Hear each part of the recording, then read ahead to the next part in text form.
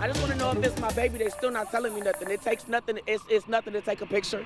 It's nothing to, you know what I'm saying, let me know when the coroner's bringing her out so I can see if that's indeed my baby. Y'all not saying nothing. Top of the hour, new breaking news in tonight in the case of a missing 13-year-old girl in Toledo tonight. Kei'Mani Latigue's father, 33-year-old Darnell Jones, is charged with her murder and abduction. Police have confirmed they pulled her body from an abandoned East Toledo home today.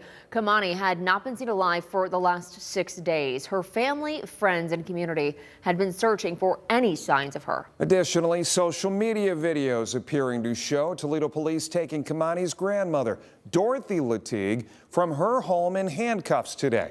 WTOL 11 has repeatedly asked police why, but we have not yet received a response. A family member did tell us Dorothy was arrested, but she didn't have information on the charges. WTOL 11 has reached out repeatedly to TPD for clarification. Tonight, police say the search for her body is over, but the search for answers continues. The story made headlines when Toledo police made this post on social media Tuesday, March 18th, 4:03 p.m. That's when the alert for missing 13-year-old Kei'Mani Latigue went out. I usually get off of work at 9 o'clock. I made it home like 9:40 that morning.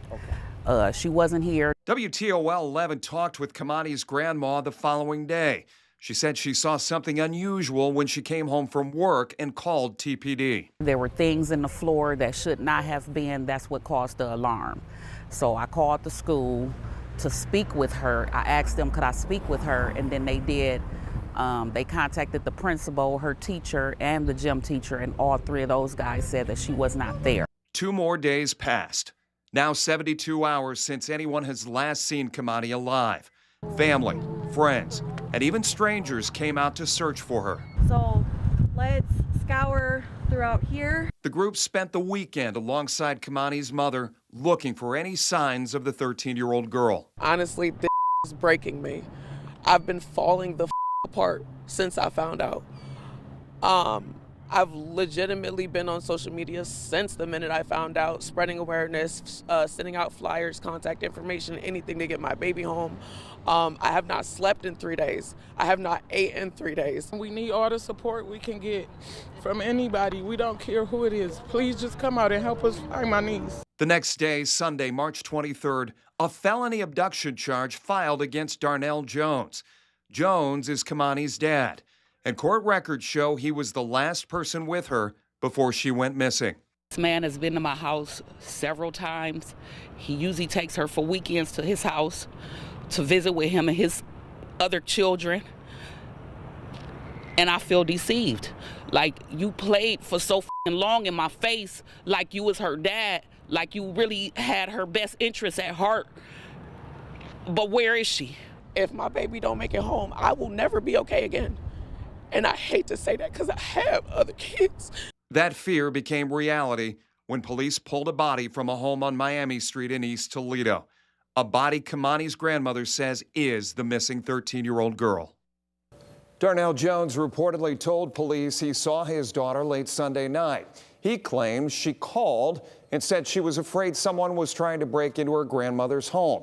Jones says he and a cousin allegedly stayed with her for about an hour and left around 12:30 a.m.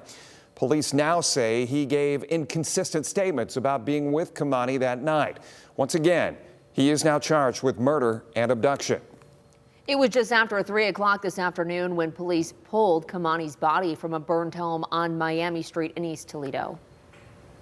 That house is at 1101, the corner of Miami and Wilmot, almost directly behind the Glass City Riverwall, and less than 4 miles from where Kei'Mani was last seen alive at her home in the 2900 block of Elm Street. The house where she was found in East Toledo was boarded up and had been on fire at least 2 times in the past few years.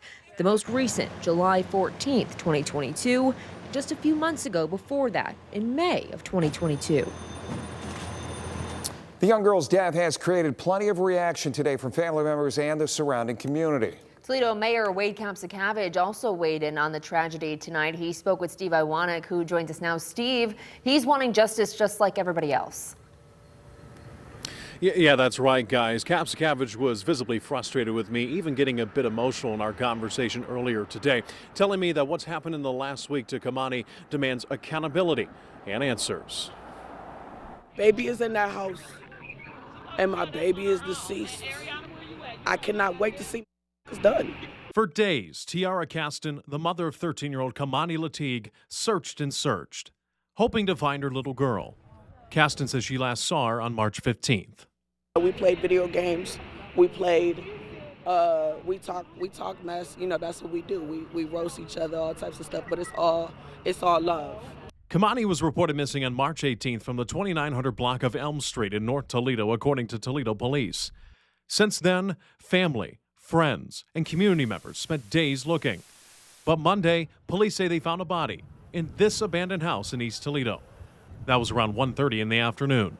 And hours later, the Lucas County coroner confirmed it was indeed Kei'Mani. Whomever was responsible for this, I hope they throw the book at him. That's just me.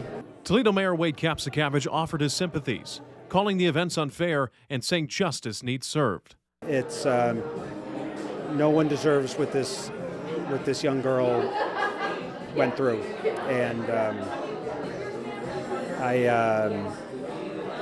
if justice is to be served, someone needs to pay. That someone may be someone inside Kei'Mani's own family, based on Kei'Mani's understanding.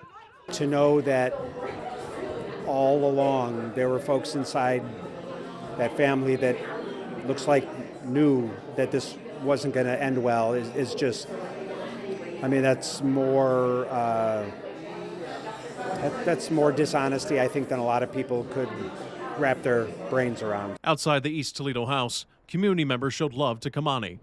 A vigil took place, and one woman even left a plot of flowers and a note, telling WTOL 11 she felt the need to honor her memory and to show the city she was loved. Now, we did ask the county coroner if they could share any details into how Kei'Mani died, and they could not, at this time. Now the focus shifts to finding those responsible for her death. In downtown Toledo, Steve Iwanek, WTOL 11. And as we learn more, we will be sure to keep you updated on air and online at WTOL.com. We have a special on the case right now, as well as our past coverage with the family. You can stream it anytime on your TV with WTOL 11 Plus. And if you're watching us on Plus, don't go anywhere. The Kei'Mani special will air right after WTOL 11 News at 11.